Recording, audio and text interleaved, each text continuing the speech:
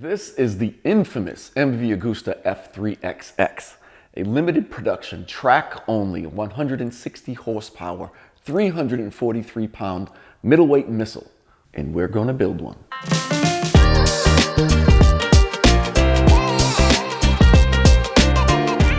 This is the bike that we're going to start that build with. This is my new to me, 2015 MV Agusta F3 It is the ABS EAS model. This bike wears a full Cruciata Superbike race body kit. It has Galfer fully floating wave rotors, Brembo M4 monoblocks filled with Z04 pads, stainless steel brake lines running directly to a Brembo 19x18 Mark II Brakemaster cylinder. It has Marzocchi OE fork tubes with Adriani carts, Öhlins steering damper, Öhlins TTX36 rear shock with a linear lower link. Up in the cockpit, it's pretty standard equipment with the exception of the custom engraved Apex switches and this Gallspeed OG wired clutch perch 520 chain conversion. I'm currently running 17:41 gear ratios. Forged wheel in the rear. This is off an F4 1000. The front is just a cast wheel, nothing special here. Having said all that, we need to start tearing this bike apart so that we can start installing all of the goodies on it. We have to take off all of the fairings. We got to get rid of both wheels. We have to take off the brakes and so forth. So if you've never seen a stripped F3 before, stay tuned.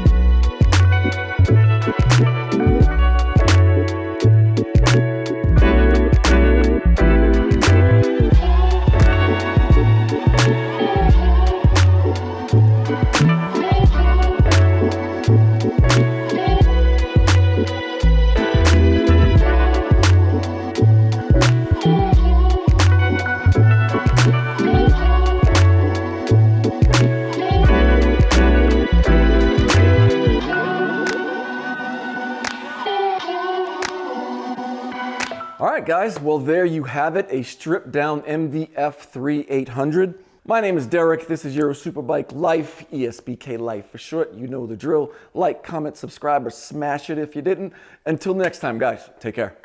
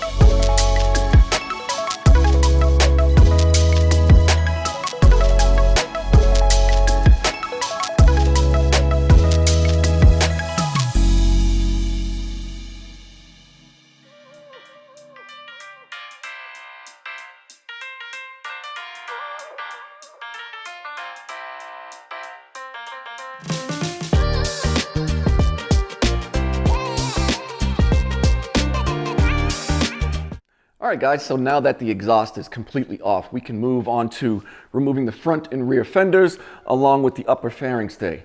But before we do that, I wanted to do a quick weight comparison of the stock stainless steel headers and the titanium headers that we're going to put on the bike. Get my scale here. It's set to pounds. Right there. So you can see what we are at, about just over 6 pounds. So now let's take a look at the titanium header. Oh my God, this thing is ridiculously light. So I'll hang it right here off of one of the header mounting holes. And you can see there, 2.43 pounds. That's ridiculous, ridiculously lightweight. So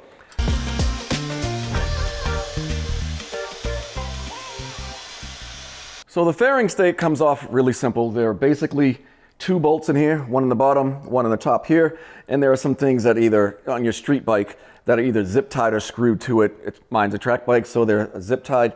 Also, what I have different is the coolant overflow tank is mounted to the front. I'm going to try to retain the location of this because it's easy to get to. Normally, it sits under or in between the airbox and the frame, right in this area. And it's really difficult to get to. You got to remove the tank to get to the cap. I may have to put it back in there if I can't figure out a mounting to our new Moto Holders upper fairing stay. But let's get this one off.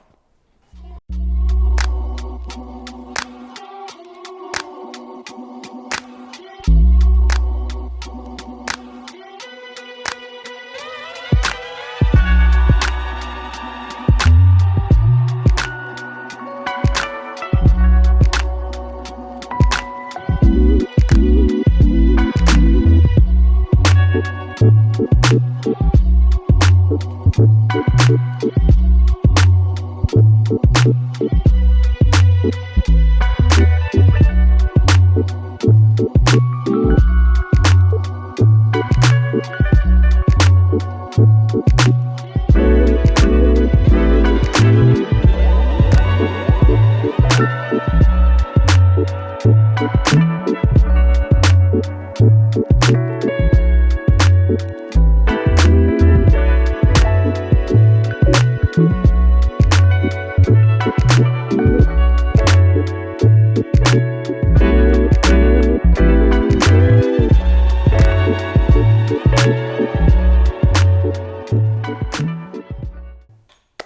time to move on to the rear subframe. But first, we got to do a weight comparison. Like so. We'll hang it. 9.81 pounds. Whew! She's a porker. Let's check our new Moto Holders lightweight race frame. Hang it. 2.73 pounds. If you guys know of anybody with scales in the Phoenix Valley area that would let me borrow the scales for 30 minutes to an hour or so to weigh the bike once we're finished, please hit me up either in the comment section of this video or esbklife@gmail.com. I'd really appreciate it. Thanks, guys. Let's get this thing installed.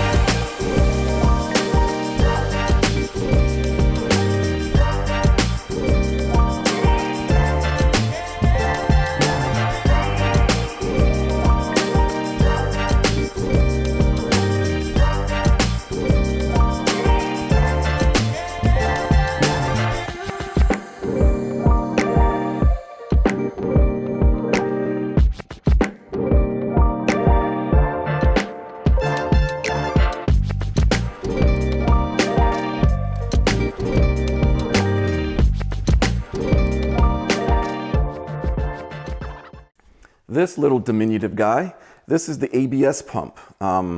It was still on the bike when I picked it up, although it was being bypassed. So there was an error on the dash. It was driving me crazy. It didn't impact the bike or anything at all, but it was driving me crazy. But this little guy, I think weighs less than a pound. And then obviously we have this that probably weighs just a few grams, but let's check it out. Because we want to keep track of everything that we're weighing. This needs to be on a flat surface. All right, so we will let that zero out. All right, we zeroed out. You can see that we are pounds and ounces. So we will weigh our ABS unit. 15.1 ounces, not even a full pound. Pretty close, but just under a pound. And then this diminutive guy, 0.9 ounces. So we'll start to tally that up. So we're not saving a huge ton of weight, but this is, well, I think that's it for episode 2, guys. I'll keep this short and sweet. You guys know the drill. Like, comment, subscribe, or smash it if you didn't. Until next time, guys, take care.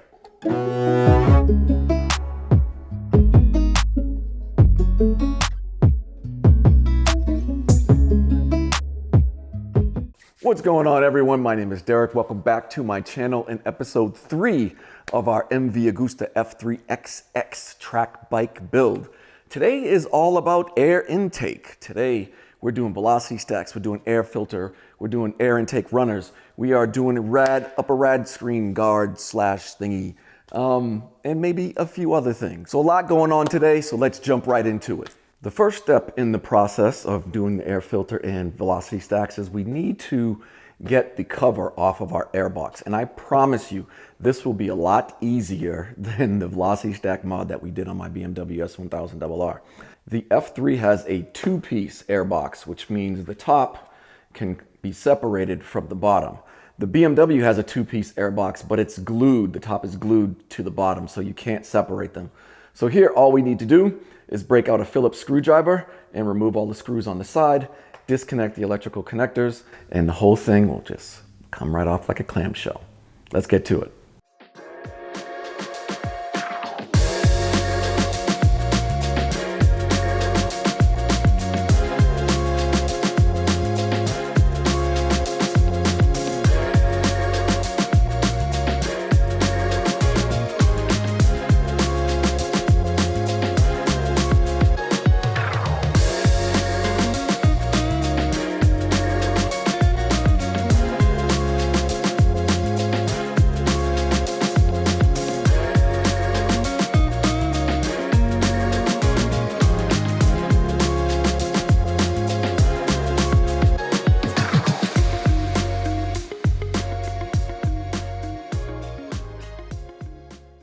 So here are the internals of our airbox, guys. We have our air filter element here. We have our 3 varying lengths velocity stacks, and we have our crankcase breather sponge here for any oil that may come up and blow by through the crankcase. What we're going to be replacing this air filter element, and we are going to be replacing this center velocity stacks.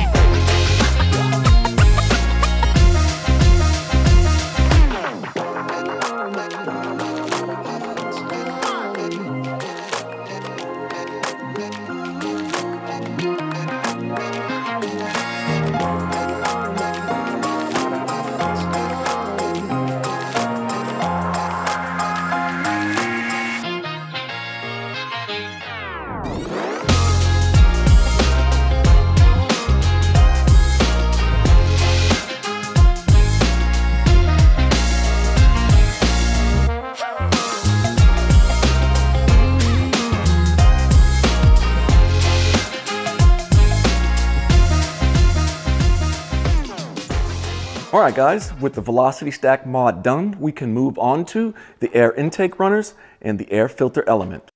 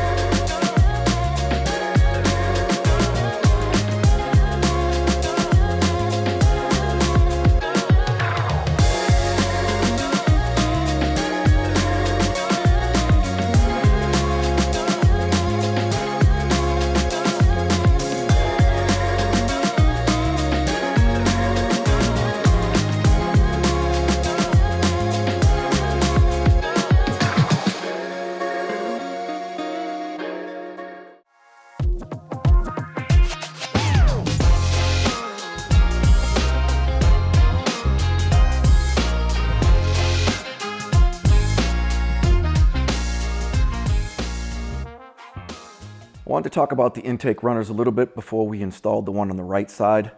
And the reason why I got these ridiculously expensive MWR F3 intake runners. Obviously they come in two pieces. So you got the attachment part that goes onto the airbox, and then this can slide into here. I got these because you can tell the opening's much bigger on the MWR as compared to the OEM, letting in or allowing in a lot more air, which means we'll need to get this dyno tuned. Otherwise, the bike will most likely run super lean.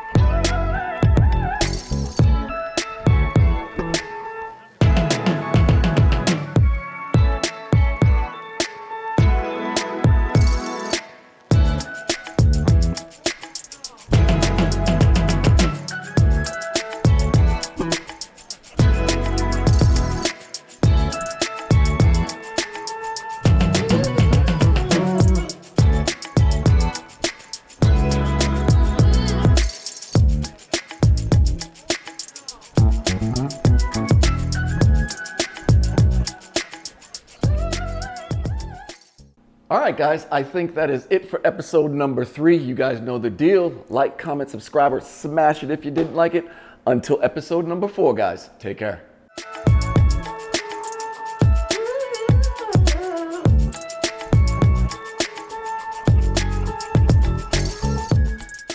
What's going on, everyone? Welcome to episode 4 of our MV Agusta F3XX track bike build. This is probably going to be a longer episode than the previous 3, but let's get to it. So the first thing I want to do is I want to get these headers on the bike. First thing we do is going to put on our header gasket.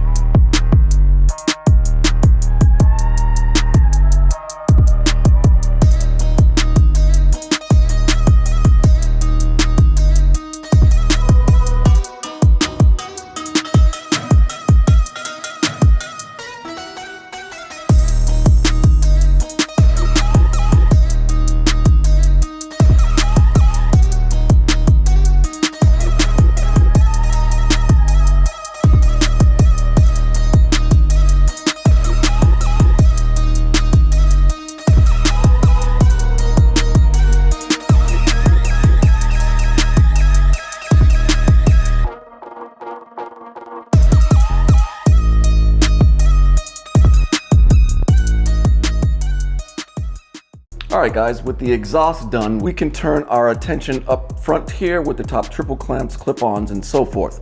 We're gonna do some work here, install some things, and we need to make some room for ourselves. So for the time being, I'm going to remove both intake runners or intake tubes. We're gonna take off the top clamps, and we're going to get the clip-ons off.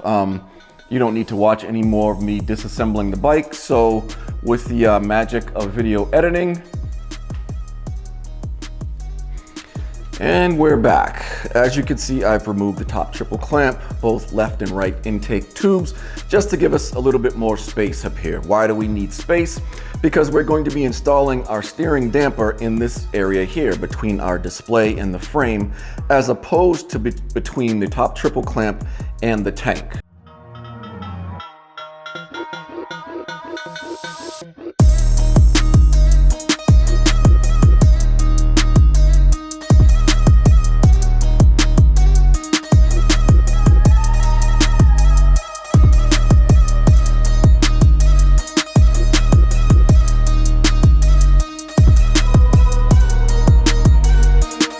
Now we can take our steering damper bracket and we can install it.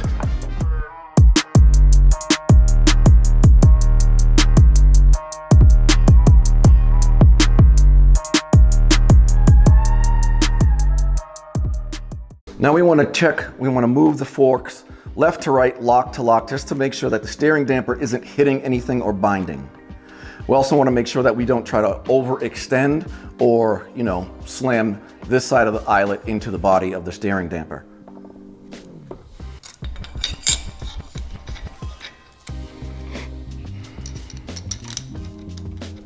What's also nice about these is that to help you get everything aligned, there's a graduated scale on these. I'll zoom in. Hopefully you can see that and it won't get too blurry for you.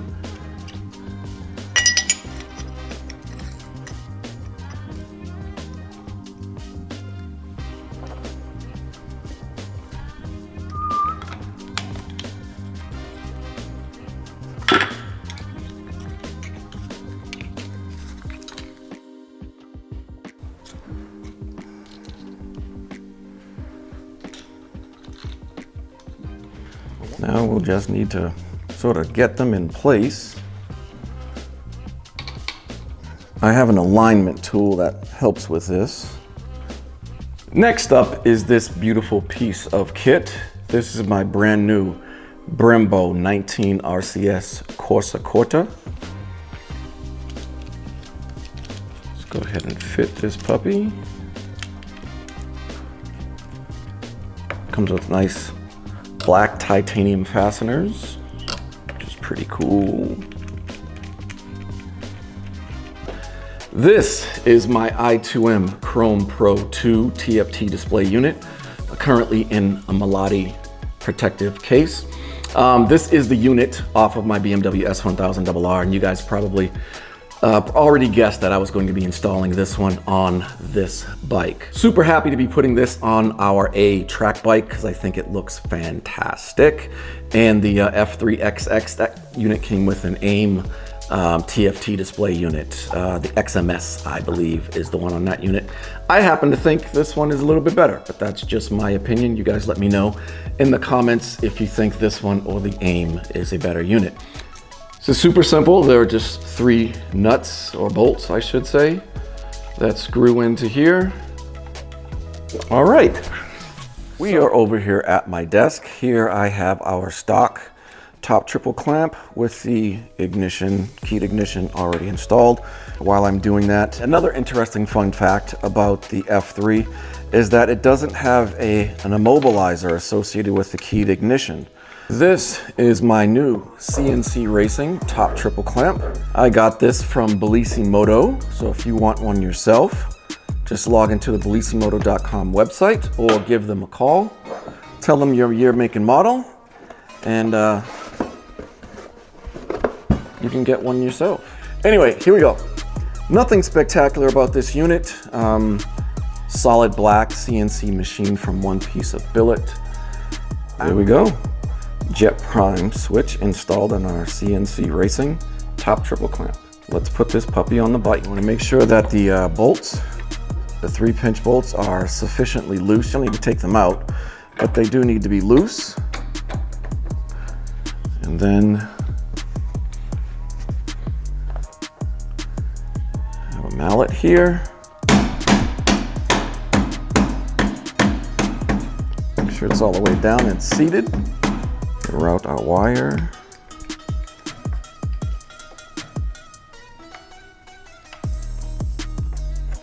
You know what I forgot to do?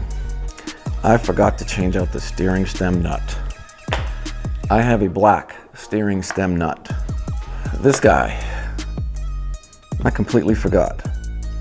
Let me know in the comments, black or silver steering stem nut. Damn it. Yeah, I'm changing it. Don't be silly. We're going black. Puppy sits right in there.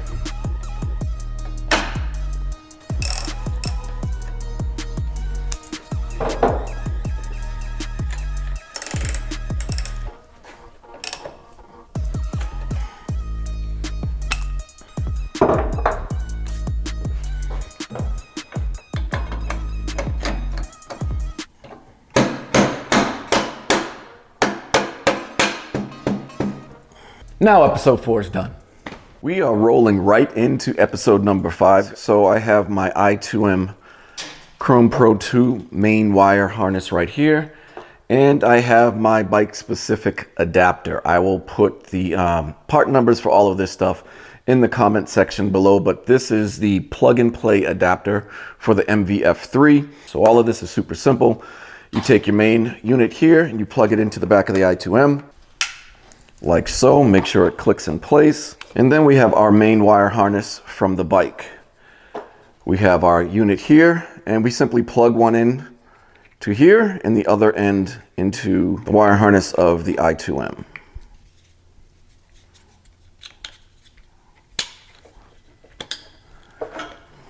That is it. Now we need to route our wires. So you have wire here. This goes to your positive and negative terminals on your battery. And then this is our connector for our GPS unit.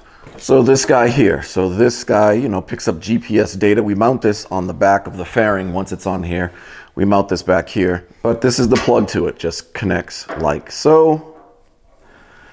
And then like everything else, we run this to the back of the bike. So once the fairing is on, we'll figure out where that goes. On to the brakes. These are my Akasato PZ005 race spec monoblock calipers. Super light, super trick. They have titanium drilled pistons inside. They are the 100 millimeter version of the P001s, which are the 108 millimeter version. So these will fit on all of your European bikes and select Japanese bikes, but if you have like an R1 or ZX10 or something like that, you'll need the P001. And these are light in comparison to my my Brembo M4 calipers. All right, guys, so we are back over at my desk again for another weight comparison. And we have 1 pound, 11.2 ounces. We'll do that one more time. 1 pound, 11 ounces. So that's what we'll call it. We'll call it 1 pound, 11 ounces. Next up is our Akasatos. And we have 1 pound, 3.1 ounces. Do that again. 1 pound, 3 ounces. So that's what we'll call it. 1 pound, 3 ounces. So that's roughly half a pound per side. So a total weight savings of about a pound on these. We're going to start over here on the left side of the bike.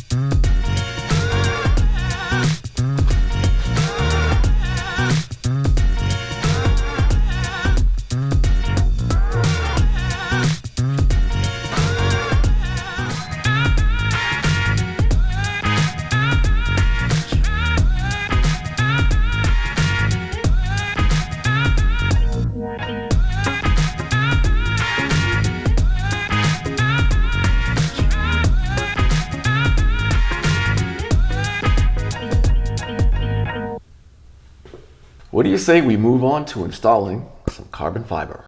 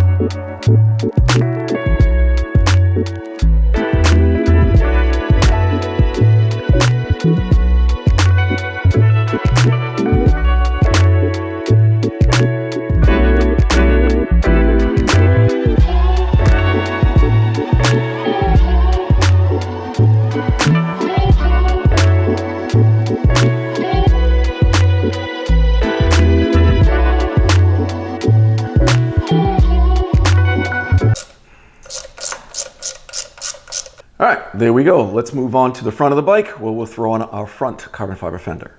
Similar to the rear, thread locker, bolt.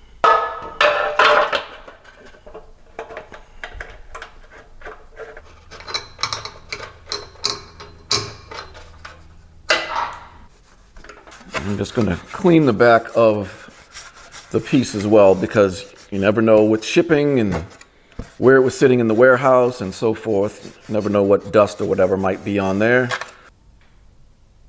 Grab our piece.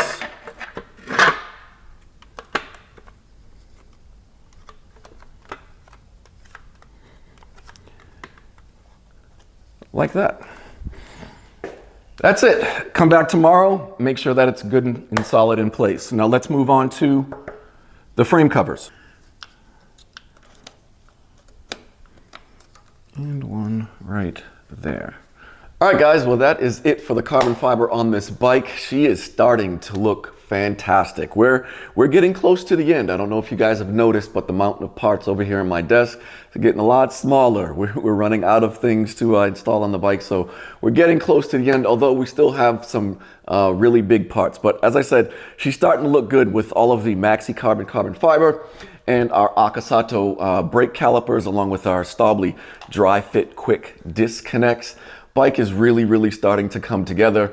But you know what? I didn't intend for this episode to be long format, but it is already. But I want to do one more thing and give you guys a quick preview of the wheels. I want to put the wheels on the bike. They won't have, you know, tires and rotors and stuff like that, but I want to put the wheels on the bike to get an overall feeling of what this is going to look like and give you guys a preview of my OZ wheels. So I'll be right back.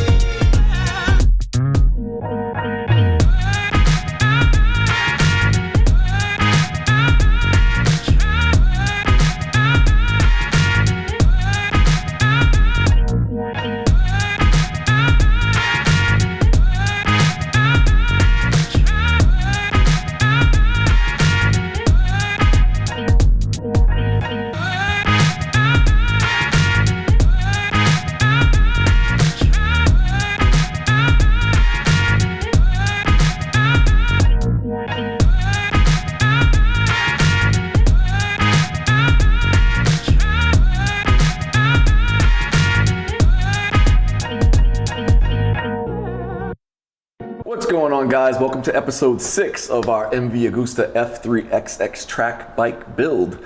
Hopefully this will be the last episode before we get this puppy out on the dyno. We have a lot to do today. Primarily, it will be installing our STM slipper clutch, but I want to get tires on the wheels, I want to get fluids in the bike, and I want to do a cold start at least. So hopefully that'll all happen in this episode. So it may be a long one, so let's get going on that slipper clutch.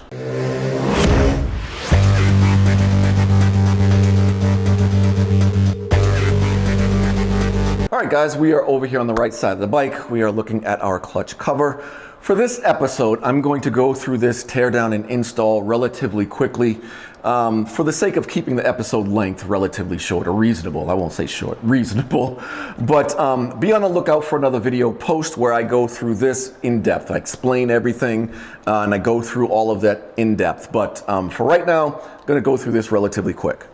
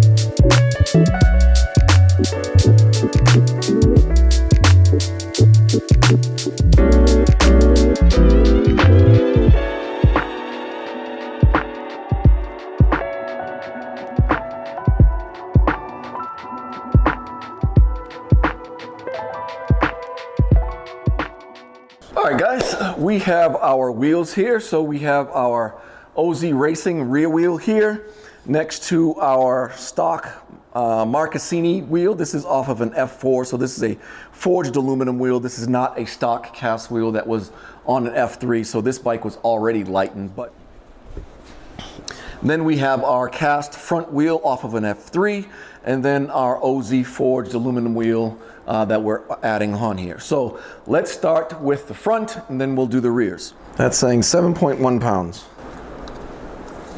Bring that in.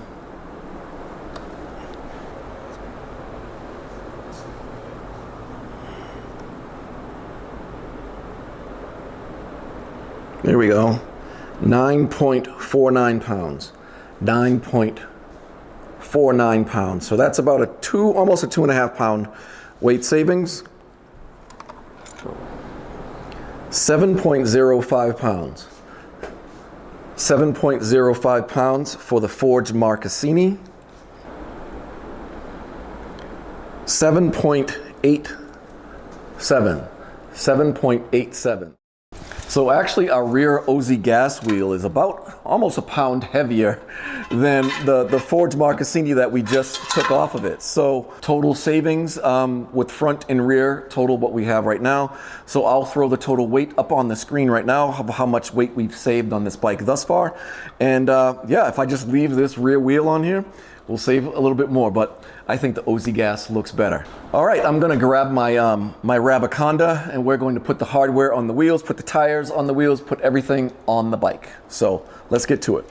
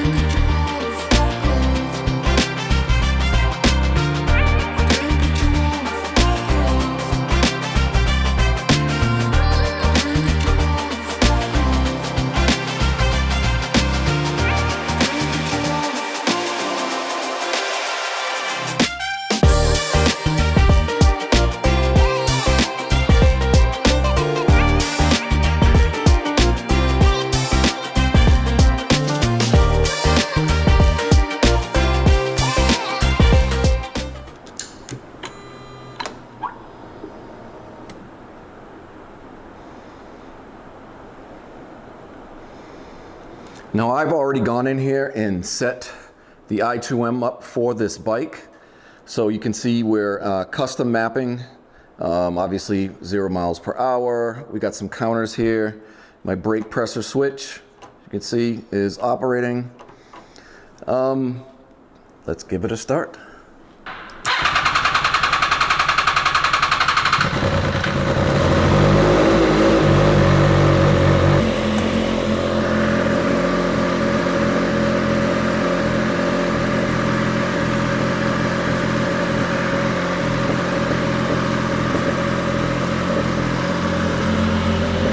All right, guys, it is the next day. Sorry about that. I ran into 2 issues just after I started the bike. I ran into an audio issue, so as I was explaining what was going on, there was no audio, so that footage for the most part is useless. But at the same time, we ran into a coolant leak on the right side of the bike, and I'll throw up some footage now and I'll just do some voiceovers. But what you're looking at right now is a degassing tube. MV Agusta also calls that a breather tube. Both of those descriptions are inaccurate because this tube has nothing to do with gas or air. It actually flows coolant, so it's a bypass for when your engine is cold. So coolant flows through that tube and into the head to try to cool off the head while your bike is still warming up until the thermostat opens up and allows coolant to flow through the rest of the bike. And for whatever reason, that was leaking right at the head to tube connection. There's a little O-ring in there. And I don't understand why, because other than disconnecting some hoses and moving the radiator forward a little bit, we didn't do anything with coolant, and it wasn't leaking prior to this. I surmised that when I drained the coolant out of the system to move the radiator, and I didn't immediately close it back up and fill the system, it stayed empty for a little over a week, I think it was. And I assumed that at that point, that O-ring dried up a little bit, maybe became damaged, and allowed coolant to leak past it. That's the only thing I got. I don't have anything else. I don't have any other reason. We didn't touch that tube. We didn't do anything with the coolant system. I made sure that all the hoses weren't pinched or anything like that. But I was able to fix it. I was a little bit panicked for a while because, as you can see, where that bolt is on the degassing tube, it sits right behind the frame. And there's no way to get it's a T30 Torx, by the way, but there's no way to get a standard Torx bit wrench on that. And there's no way to get another tool in there to get it off. So I was concerned that I was either going to have to raise the frame up off the engine or drop the engine out of the frame a little bit so that I can get to that bolt, so I could get to the 2-cent O-ring and replace it. Luckily for me, Amazon came to the rescue, and I was able to resolve the issue with these.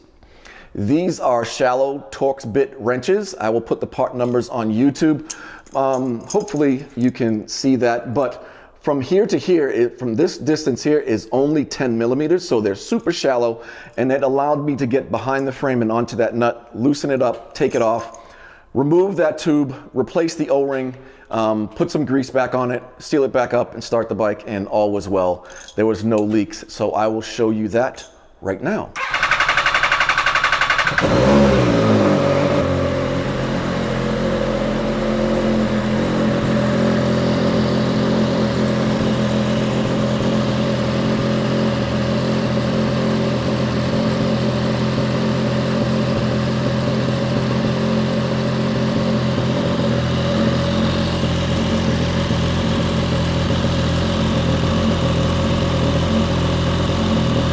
Get the body parts and the rear sets on it and the other things that we're missing so that we can get this bike ready to send off for dyno tuning.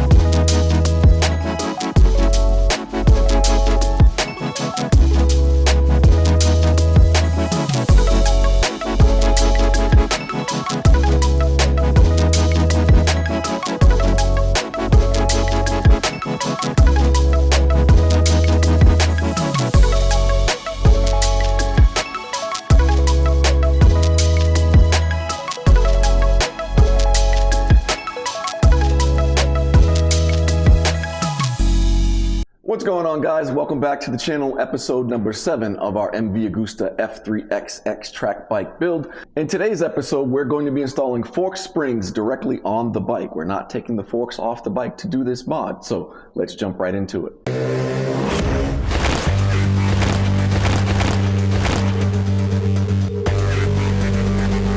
Welcome back, guys. So there we have it. We're all strapped down, as you can see. Not under super amount of tension. We just put the strap on the clip-on, went straight down vertical to the table. Same thing on the other side, and we just ratcheted down a couple of clicks just to create a little bit of tension, so that when we remove this cap, it'll go pop and pop right off.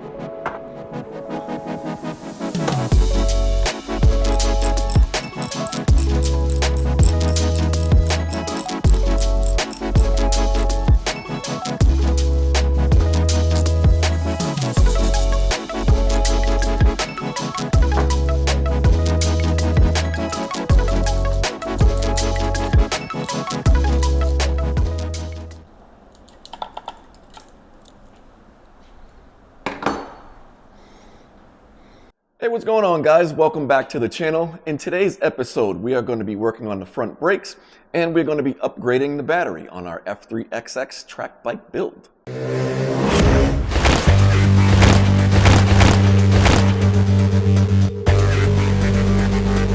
Welcome back, guys. So like I said, today we're going to be working on the front brakes. Nothing special.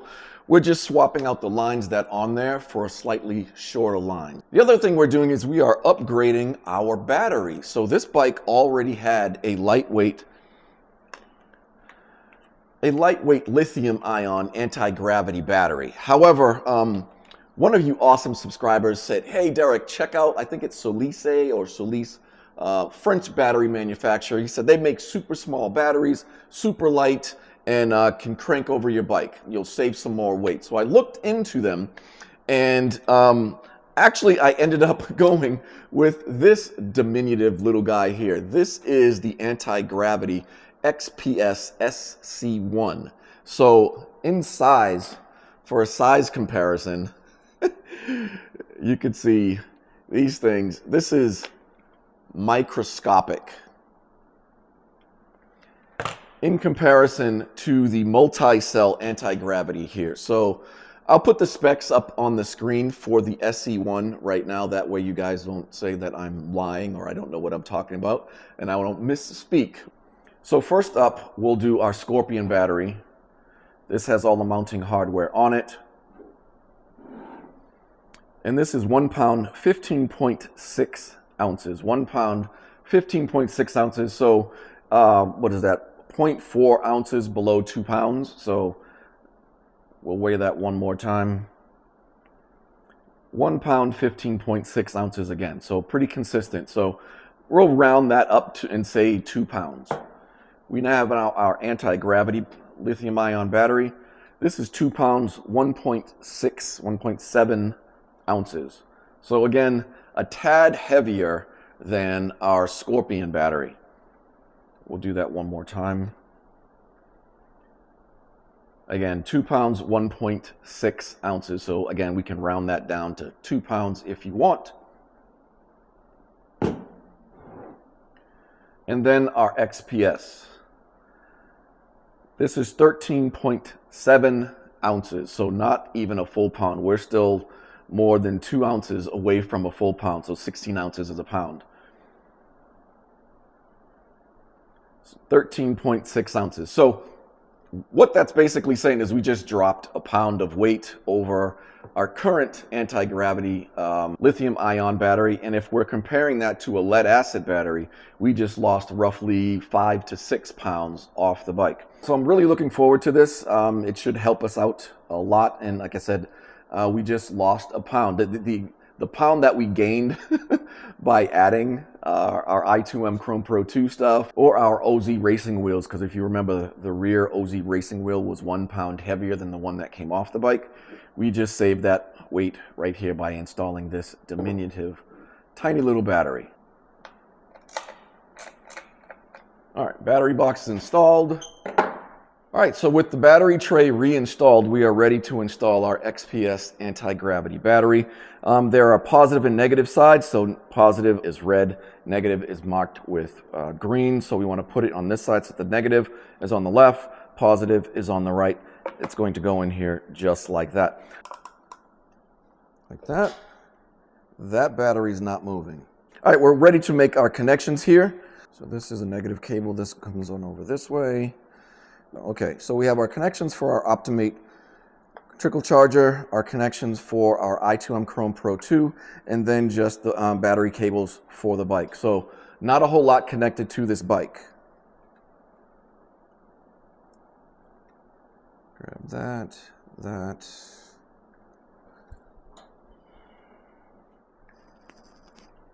All right.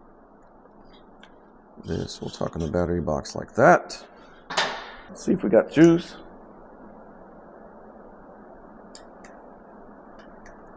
No juice still. Ew. A few moments later. Well, that sucks. So our i2M positive line popped off the end here. So I'll need to resolder that with this shorty line here. But that's a simple fix. All right, so I've made the repair to the i2M positive line here. So now we could test to see if we have power. And we do. And we have a display. So we are good there. I've already gone ahead and plugged in our Optimate trickle charger. So now we can turn our attention to the front brakes. All right, guys, sorry about that. I know it wasn't a big deal for you, but it's a few days later, as you can tell. Life happened, so I had to step away from the bike for a couple of days, but we can finally get back to it and turn our attention to the front brakes again. The reason I'm changing out the brake lines is that these lines are a little bit too long, particularly over here on the right side, because of how the interior side of the right side fairing is shaped. When you're turning the handlebars, you know, left, right, lock to lock, what's happening is this line is getting bunched up and it's getting caught and it's inhibiting movement of the forks left to right and actually navigating and steering the bike. So I'm just going to be throwing this line on, which is a lot shorter. So short, in fact, particularly on the left side, that I had to order a new shorty line. So this should help us on the left side. And while I'm at it, I figured I'd throw on this Starless quick bleeder for our brake master cylinder up here because I really enjoy these. These work a lot better than any of the other speed bleeders I've used in the past.